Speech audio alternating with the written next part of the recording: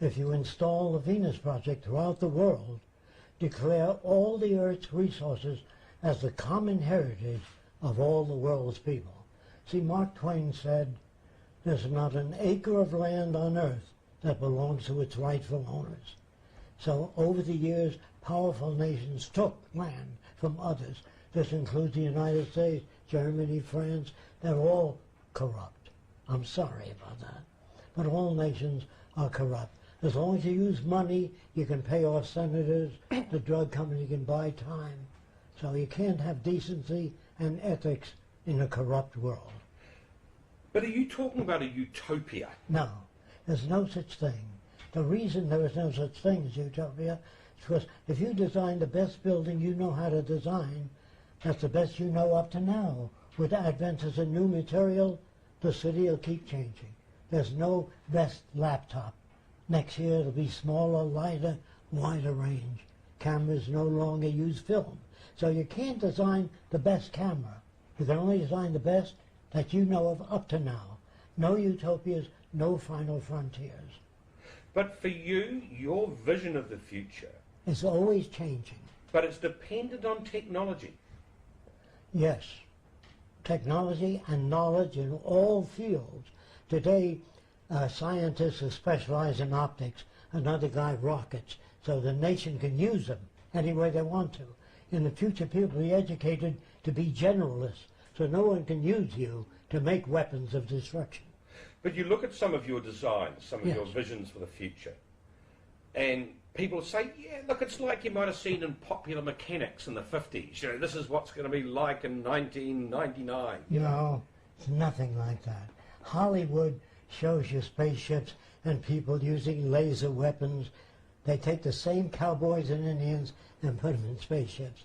That is not the future. That's man's concept of this limited society that doesn't teach you how to think and look ahead. They teach you how to be a cameraman, auto mechanic, chemist, or a structural engineer. They don't give you an overview of society. For people to embrace what you're talking about, Well, it's not my system, really. If we don't live in accordance with the nature of the earth, if we don't live in accordance with the natural resources, we can't live. You can't designate a population of 10 million without doing a study of the resources you have. After you study, we have enough resources to support so many billions of people, and if you exceed that, you're going to have starvation, malnutrition, territorial disputes. If you maintain a population in accordance with the carrying capacity of the earth, no opinions of senators. Politics was great 100 years ago. Today it's all obsolete. but aren't you really? You're talking revolution, because you're saying No. when society breaks down... Technical revolution. Yeah, but when society breaks down, then they'll want to do it a different way. I'm sorry about that, but it seems that conditions were so abusive in some lands that they put in socialism, communism, whatever, or fascism, that fits the conditions that people live under. None of them are the solution. All governments, all through history, have been corrupt. So in that case, the rise of the Nazis in Germany was perfectly logical. Was logical within their conditioning. In other words, Hitler did not lead Germany that way, but what he spoke of was acceptable to the German people. Obviously, he was put there by German big business and industry, and the working man had no voice. He thought he was a communist or socialist. Hitler's system would not have worked even if he won the war. You must know that people look at your concepts. Yes, I am. And with utmost respect, Jacque, they will say, you're a crazy old man. I understand that. This is not unusual. Every move from women's rights to child labor were fought with battles all the time. No new system ever came in smoothly. Even in the army, the cavalry fought the war tanks. When the war tanks came in, they fought the guided missile. Now the guided missile people are fighting lasers from weapons in the sky. Then they have a bomb called the flicker bomb. It's a bright light, goes on and off. It gives you an epileptic seizure. and doesn't destroy the environment. Now they're in control. But there's no limit to what man can do. Man is the dumbest animal. He pollutes the ocean, the air, the rivers, the atmosphere, and people. Man, they put himself on a pedestal, say we're the highest form of life. That's an ego trip. They're not. We're not civilized yet. As long as you have prisons, police, armies, navies, we are not civilized. Until the world learns to live together constructively, that'll be the beginning of the scientific age. We're not there yet. During the time of the Wright brothers, the scientists of the time were writing books as to why man can't fly. And the Wright brothers didn't read those books, so they went right on and built the flying machine. Goddard couldn't speak about rocketry in the scientific fields because he'd be looked at as a quack. So all through history, the scientists of the times were saying how things could not progress. But how do you convince people? I'm going to try to explain that. How do you convince them? First of all, no one has an opinion. See, they bring you up to everyone should have a right to their own opinion. If your sister lived across the way from me and I see 10 guys coming out of her apartments, I can have all kinds of opinions. The most difficult thing for people to say is, I don't know. Do you think a man ever get to the moon? I don't know enough about rockets or the plot. I don't know.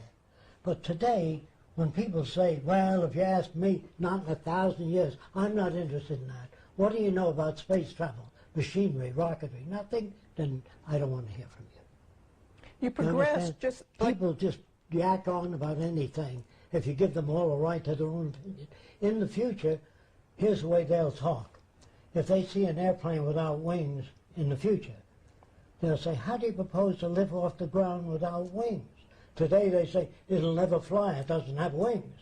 They have an opinion about everything, and that's dangerous. That's why nations don't move forward. But you look at you now, when you're touring around, you're talking to people. Yes. What, for the next 7 months you're going to travel the world? Yes. And you're 94 years old? Yes. You haven't got anything better to do? No, not now. I'm afraid of the direction that man is taking. We have bombs now that are like 1,000 times greater than one dropped on Hiroshima. How stupid can you be? What can you accomplish with that? The United States has 300 submarines, and according to the Navy, each one has more destructive power than all the wars in history. What are you going to accomplish with that? A burnt-out radioactive planet? You won the war? What do you win? It's much easier to bring the nations of the world together, not kill those that don't agree with you. Bring them together. If I took every soldier, I would educate them to be problem solvers, not killing machines. If they draft you to serve, to put up your life for your country, they should conscript all the war industries so no one makes a buck out of war. Then it's real. You don't have that. What can one man do, though? Talk to other people. If you like what the Venus Project stands for, talk to others. If you do nothing, nothing will happen. I can assure you that. I have no power. Roxanne has no power. It's merely a presentation of a world without war, hunger, poverty, or job loss. It's always been one person who's come up with new ideas, and when other people hear about it, then they work towards it and do what they can to make it happen. But it's usually one person that's come up with different ideas. Do you see him as a genius? Well, no, I see him as somebody who's gone through certain things during his lifetime and arrived at different conclusions. His background was very different. He worked in technology. He was a futurist, but most futurists don't talk about the future in terms of technology. They have wishes and aspirations and hopes and dreams. He can build these things technically. He's worked with drug addicts, alcoholics, changed them. He even joined the Klan. He wanted to see if he could put his ideas to test. He joined the Ku Klux Klan in the United States and changed them within a month and a half, then joined the White Citizens Council and changed them. It's not just coming out of his head saying, I would like a different world. He worked at it and worked at people to change them. You joined the Klan? Ku Klux Klan. Years ago. And there was about 32 members. So I joined them by talking. First, that leader said to me, what do you think of the Ku Klux Klan? It's a great idea, but it doesn't go far enough. Then they listen. But if you down it, they don't listen. You understand what I'm saying? You have to learn different people's values and speak in their terms, not your terms. If you speak ahead of the terms of people, they don't know what you're talking about.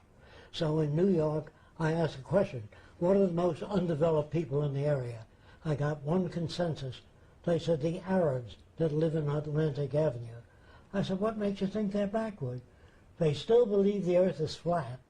So I said, I better try to turn them around, because if I can't turn them around, how am I going to change the world? That's why I joined the Klan, the White Citizens Council. So I called the leader of the Arabs in that area. And I said, I would like to speak with you. He said, you are Arab? That's all he can say. I said, yes, I'm not Arab. So he said, where your father he born? I said, Lebanon. He said, very good, come and saw me. Means come and see me. So I came to see him. And I said, do you believe the world's round? He said, no.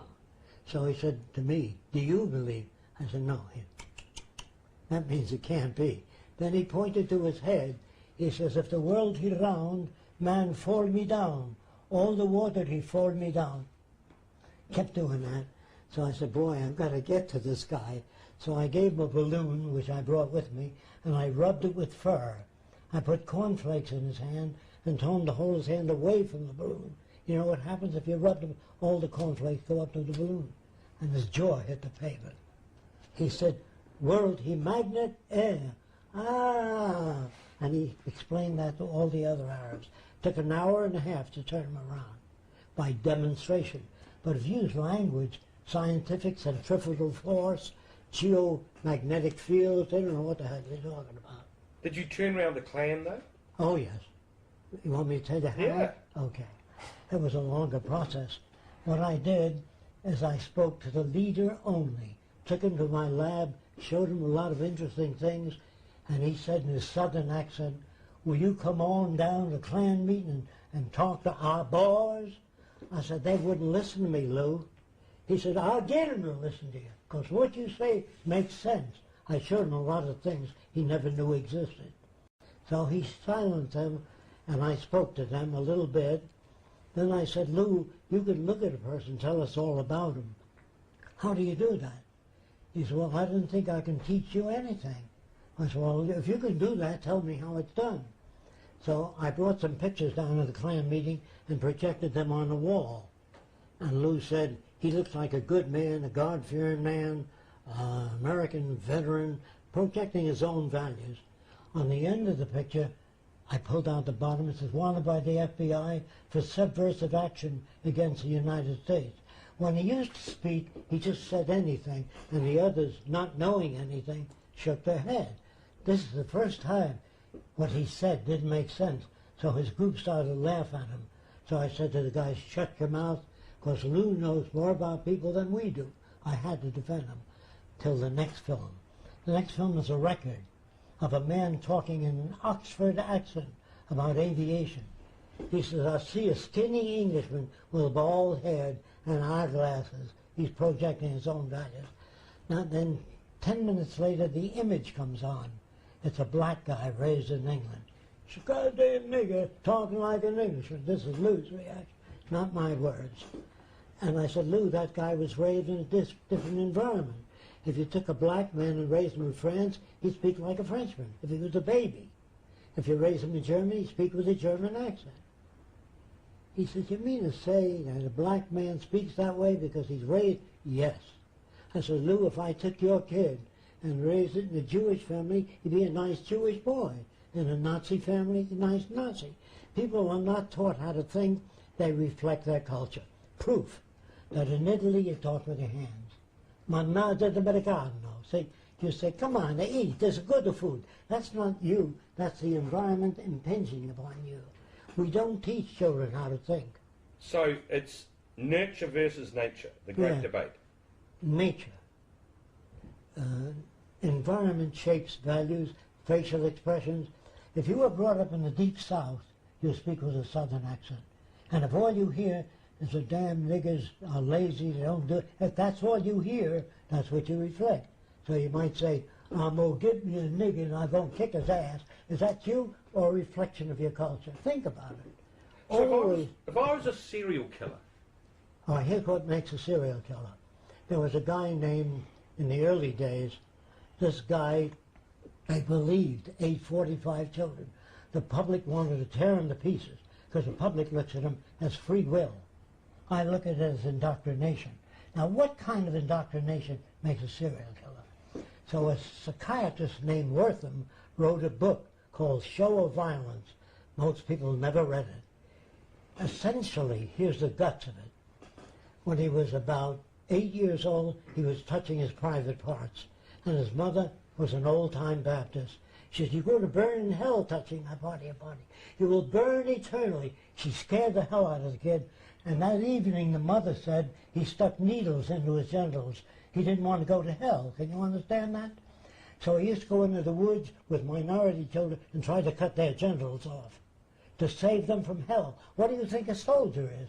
A guy that's shown motion pictures of a Japanese guy raping an American woman pregnant. And so the enlistment goes up. So people are taught to hate. Before the war, remember, it was pretty parasolan fan in far-off Japan. Now, slanty-eyed bastards. The Germans are not people, they're krauts. All nations are corrupt. They all teach their people to hatred and to be patriotic. Einstein said patriotism is a disease.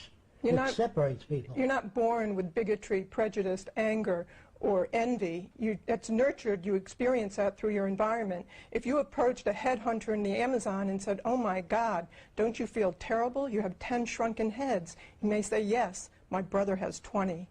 Is he bad? No. So how, if we know what is, I mean, we can look at all the influences on society that are negative. They don't know how to do that today. And we come to what, we look at this vision that you have. How do we get there? Because a lot of people have no vested interest. I know. In abandoning the way things are done. We want to make a major motion picture showing how we get from here to there. It's not going to be smooth. It's going to have a lot of problems, a lot of assassinations. This is normal to that much of a change. If you want to bring, but if you want to try to patch up the old system, it'll take many years and many wars. We don't have the time. If all nations are building nuclear weapons now because they don't trust each other. Now, is your life in danger? What? If you come up with something that's so my life is always in danger. It's always been in danger. I developed the first flying wing aircraft. I had nothing but trouble. I worked on long hours of children working in factories and tried to stop that. I'm 94 now. I do all I can do. Rather than fear death, I don't fear death.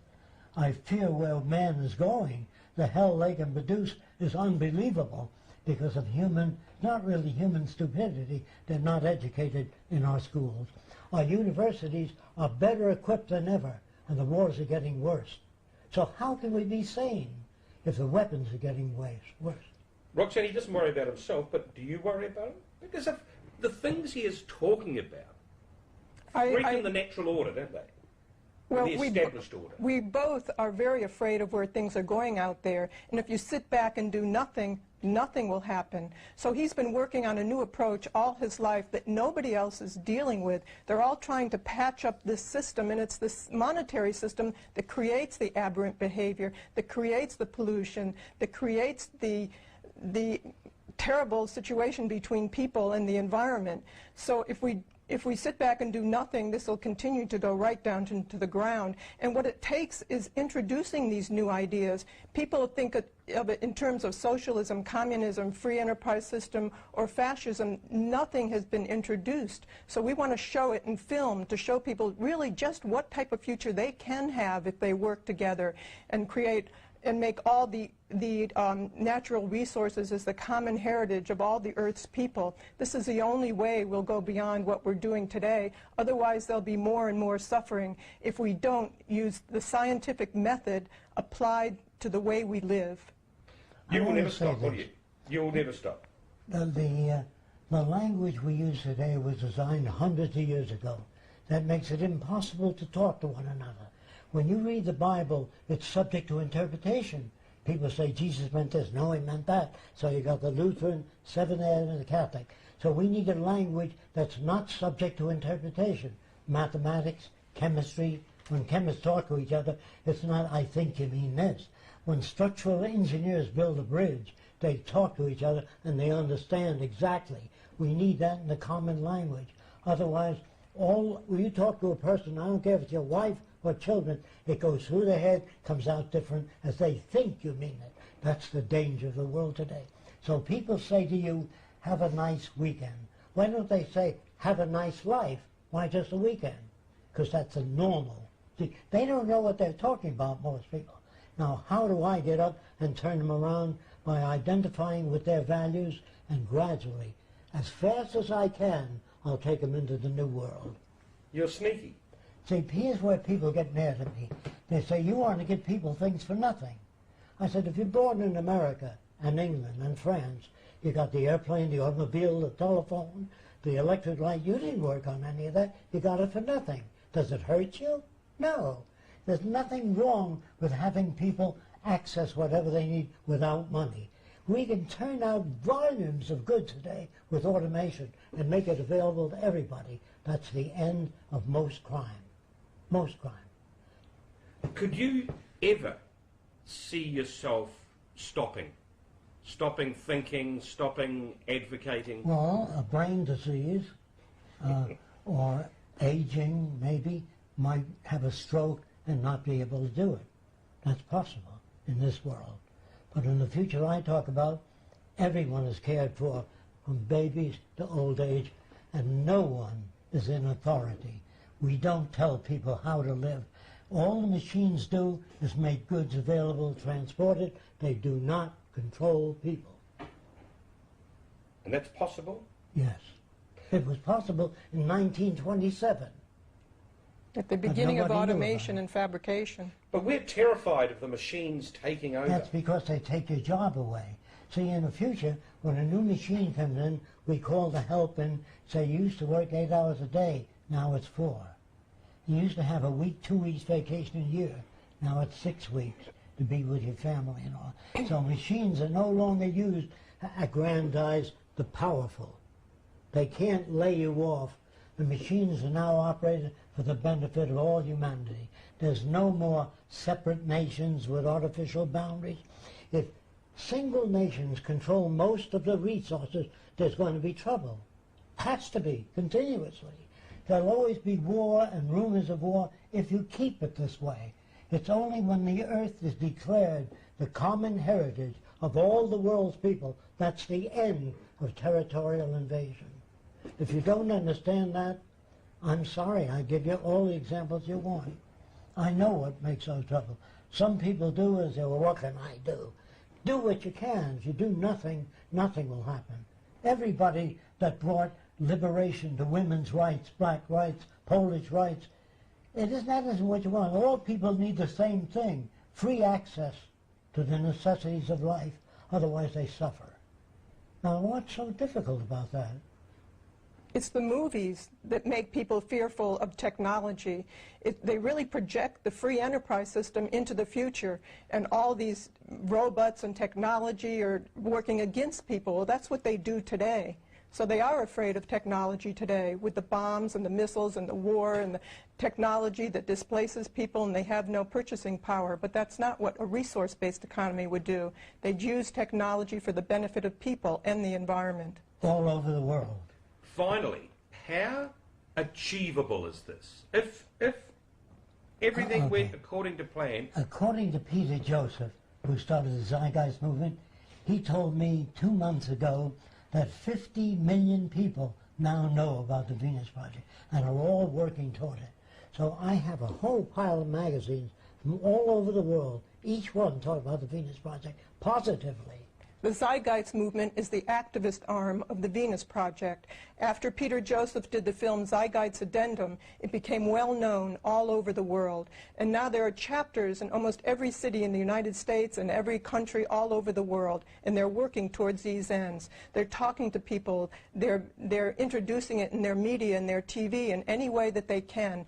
It really depends on what people do to make this come about. We don't want to hurt anybody or kill anybody, because we don't look down at anybody. We look at them as victims of culture. It's not their fault.